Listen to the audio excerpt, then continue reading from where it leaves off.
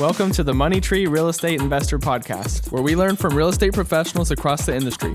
They will share about how they got into real estate, the big wins they have celebrated, the mistakes they have made along the way, and the advice they have for anyone following in their footsteps. Money really does grow on trees. Hey everybody, it's William Holland here for another episode of the Money Tree Real Estate Investor Podcast. Today I've got Christine Bellish with me. She's a Jersey gal. Her and her husband used to work in New York City. I know he's still working there, but Christine, tell us a little bit of your story. Sure, yeah. So you mentioned it. I came from a background in the corporate advertising and marketing industry in Manhattan. Was working in a fast-paced industry, climbing that corporate ladder, but realizing that that path really was just not for me. Was looking for more passive income, and like many other people, thought that real estate was a great path to get there. So left my corporate job in 2018, got involved in some small multifamily properties that were more hands-on DIY BRRRR projects. Learned a lot of lessons there. Decided that that was not for me and not very scalable.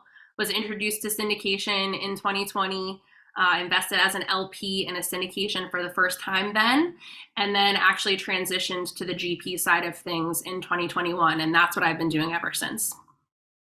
That's pretty cool. So what were some of those pain points doing the BRRRR method? Oh boy.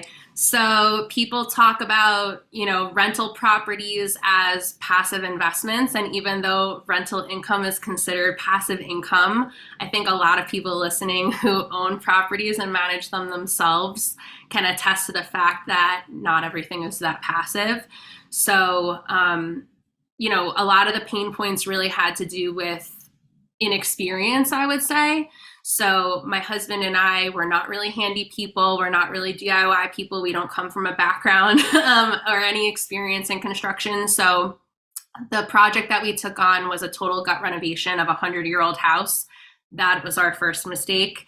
I would say for people who are trying to get involved in their first project, if there's rehab involved, to definitely, try to get involved in something that's more cosmetic versus basically rebuilding an entire house from scratch. So we had a lot of challenges when it came to that. We hired a contractor that we had a lot of issues with. And again, it was, naivete, and not knowing what we didn't know. And the way that the contract was written, we couldn't really get out of. We should have fired him sooner, but, we were trying to save those coins. And the perspective that we have now is really, if we had let him go sooner, it wasn't just about money, it was about our time. So that project ended up taking us 9 months to renovate only a 1,200 square foot house. So it took way too long. We went 50K over budget. And I just would have, if I had to do it over again, I would have partnered with somebody that had more experience than me. I would have been happy to, split the cost, split the stress, speed up the timeline, and split the profits too. It would have been better to learn from somebody on the job, quote unquote, versus learning the hard way. So if I could go back and do it again, I definitely would have done that. And I probably wouldn't have gotten us involved in such a heavy lift as our first project. Mm-hmm. Yeah, and I want to pull something out of what you just said. So you talked about time, and a lot of us, as we analyze opportunities, as we analyze return metrics, like we don't have a good way to value our time necessarily, and put a dollar amount to it. And so we forget to account for that, So when you're doing, a renovation yourself, or you own rental properties yourself like that, I've talked to many guests, and that is a proven way to grow wealth. You provide a place to live, but you have to understand that you have to spend a lot more time. You have to call when the plumbing goes bad, when there's a leak, or the electricity turns off. Like, you have to be the person making those phone calls, and you might have a better return overall, but your time isn't factored in. And you can't scale, like you said, in the same way necessarily. Exactly.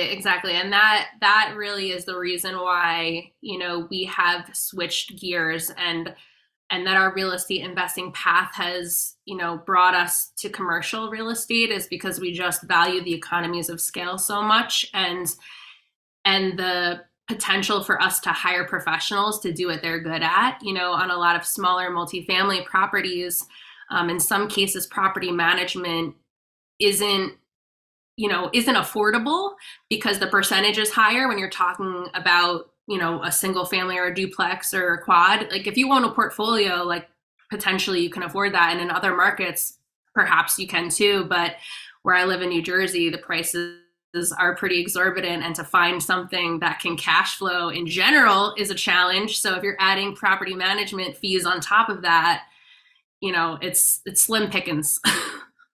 It is, it is. Okay, so you ran into some roadblocks and then you ended up finding syndication. So what appealed to you about syndication, and why have you been able to quit your job because of that as well? Yeah, it really was offering the passive income that we were looking for. I definitely understand that if we had invested, in maybe not in as small of like duplexes or single families, or if we grew our portfolio to a size and we could have hired property management, that would be pretty passive. But we didn't see how to get there without being super hands on. And syndication felt like a cheat code, honestly, to me, because everything that I had read about in real estate investing was really focused on amassing a portfolio of single family or small multifamily properties and then leveling up. So when I heard about syndication, it just seemed like it was a way to level up quicker. And I was definitely skeptical when I first heard about it, because the idea of me being a control freak and the idea of giving somebody else, 50 or $100,000 of my money and just trusting them to do what they say they're going to do. It took me a while to get there. It took me 9 months of doing research on syndication, understanding how syndications operate, interviewing different sponsors, seeing how different deals are structured, to really wrap my head around it and see that this is really something that's going on everywhere, like and in other industries too. But I think that I had a mindset shift, and it was really in reflecting on our Nightmare Burr project that I had bet on myself and my husband, who had no experience. We were not experts in any way, and we put over $200,000 into that project, and we had saved up a long time for that. And I know that there are plenty of ways to get started in real estate with no or low money down. That wasn't the route that we went. We put 25% down and we funded the renovation out of our pocket. So every day during that 9 months, when I looked at my bank account and there was $0 in there and we weren't bringing in any income, it was really stressful. So I when I realized that there are so many important aspects in your life where you trust professionals to do what they're good at, and this was just another example of that, I really got more on board with it. Meaning, I'm trusting a experienced real estate investor who has a track record of success, who has thousands of investors, who has raised millions, millions and millions of dollars for over a decade. With my money, I just felt like it's silly that I would trust myself with 250,000 on the line, then I wouldn't consider trusting somebody who's an expert with 50. So it was really just like a light bulb went off, and then once we actually started investing passively and we understood a little bit more how the general partnership team and how the syndicators businesses worked, we just felt like our skill set from corporate translated into syndication a lot better than us doing like the hands-on, DIY managing construction projects. Yeah, I love that, and that's something I was thinking about as you were talking. We do trust our lives in a lot of ways to experts. We go to doctors and they have a degree that says they can perform a certain way. I've had a couple different surgeries, and thankfully, I'm able to play sports again the way that I want to. But we go to, our dentist, we go to our CPAs for tax advice, Exactly. and we go to financial advisors. And, you know, I think we can also trust certain people to be real estate investors. I agree with that. Yeah, and you hit the nail on the head with those examples because those are the examples that I use all the time. I'm like, I'm not an electrician. Like, you wouldn't trust me to do your electrical work. Like, I'm not a dentist. Like, don't trust me to do your dental work. But we do put things that are super important in other people's hands that are professionals. And yes, there is a level of due diligence that needs to be done. I say this to my LPs all the time. It's like your biggest job is to do due diligence on your sponsor, and me being, a GP myself, there are a million people out there that do what I do, and I might not be the right fit for everybody, and that's okay. Like, I want people to work with me who feel comfortable with me, who trust me, who get along with me, like, and that might not be everybody, and that's okay, but I can also introduce you to some other people that might be more up your alley.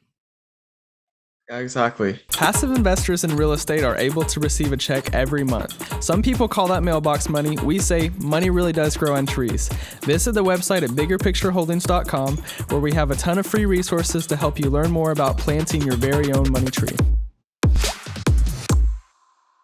Yeah, so and you talked about it. So you made that transition from a limited partner gaining only passive income to becoming a general partner, and you were able to do that because you add value. You had expertise in marketing. You understood the importance of building relationships and ongoing communication with investors. And so kind of what is your role at this point?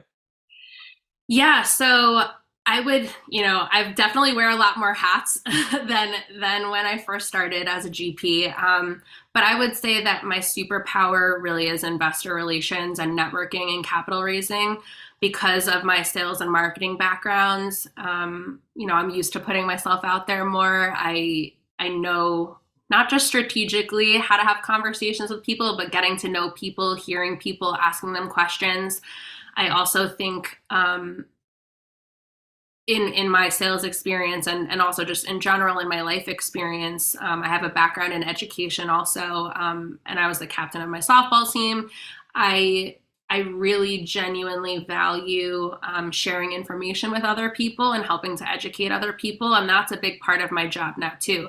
A lot of people that invest passively with me are people who've never heard about syndication before. And still being a pretty new syndicator myself, I can relate to them because I just recently went through that experience of investing as an LP for the first time. So, when they talk to me about their fears and their questions and whatever, I give them the time that they need. And I understand that it's, I don't want to call it a game, but it's a long game. It's building a relationship with somebody. And just because, this might not be the right time for somebody to invest now doesn't mean that in the future it might not be. And maybe it never will be, but I'm just grateful that I can be a part of their financial literacy journey to even help explain that this is an option out there. I just want people to know that there are other options because I literally did not know that this was an option until 2020. So, Hmm. so like, if you don't want to be a landlord, and you don't have, maybe the time, maybe you love your job or maybe you're crushing it at your job and you want to continue to work full time, but investing in real estate is a smart thing to do. This is an option for you. You don't have to be a landlord and work your nights and weekends, like taking, tenant calls or like, doing a DIY kitchen project or something like that. You don't have to do that. So Right. I just get joy and like happiness out of helping to educate people and open their minds to, another path. Right. And that's one thing I enjoy doing about this podcast is I talk to a lot of different people doing a lot of different things in real estate, and that's really just my purpose for this is educating people, whether you want to be a limited partner, whether you want to be an active partner, whether you do want to own rent properties or you don't want to own rent properties, it's like I think that everybody should have some exposure in their portfolio to real estate in some form or fashion. Totally, totally, 100%. Yeah. So that's my superpower. It's helping to educate people, being there to answer their questions, proactively communicating with people, being super responsive, and holding their hands for as much or as little as they need. And I would say that's my superpower. I do other things. I am involved in the acquisition side of stuff, underwriting, negotiating with brokers, etc. But I wear those hats because my business is still a startup now, right? Like, I think eventually I'm going to be more just focused on the investor side of things. That's awesome. Yeah, and one thing that I don't think I've talked about too often on any episodes, and I haven't heard a lot of people talk about. So I've had people that I know very well that, we have relationships with, they're very interested and motivated to learn more about investing in real estate, and then they go talk to their financial advisor, and I never hear from them again on that topic. You know, Oh my and gosh. and Yes. I want to clarify why that is. So if you understand like how a financial advisor is compensated, they are compensated based off of how much money of yours that they have and how well it's performing. And so if you and I have heard stories of honest, and I'm not calling financial advisors not honest, but I have heard stories of financial advisors saying, "Hey, like, I think investing in real estate's a good thing, you know? Yeah. Um, Oh man, I relate to what you just said so much.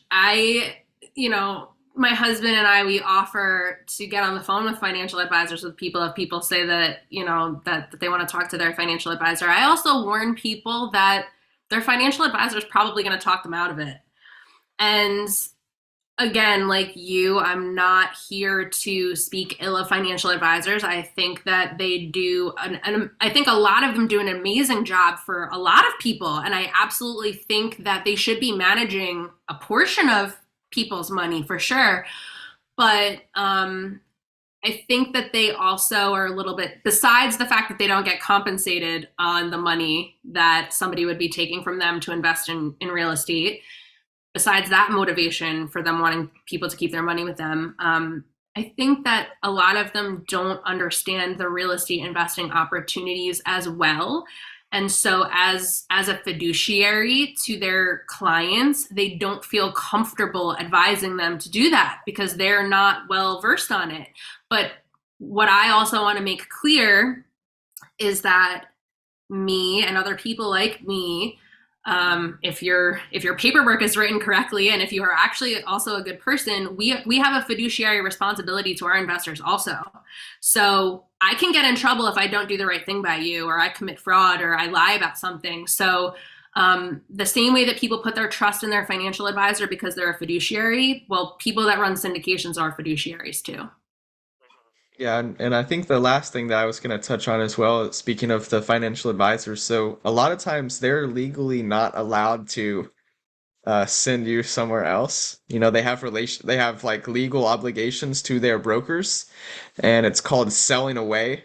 And so they legally cannot sell away, and so they can't send you to an outside entity to invest. So those are just things to keep in mind as you explore the opportunities of investing in real estate. These are all great points, and I appreciate you talking about it here because I feel like it's not talked about enough. Yes, ma'am. Well, I want to finish the episode with the two things that we always talk about at the end. What's a lesson learned that you have, or something that you would like to just impart as wisdom for investors to be cautious about? A lesson learned, I would say, is that I would recommend that people partner with experts to scale. I just don't think you don't have to learn everything the hard way. And I know that I was kind of raised this way.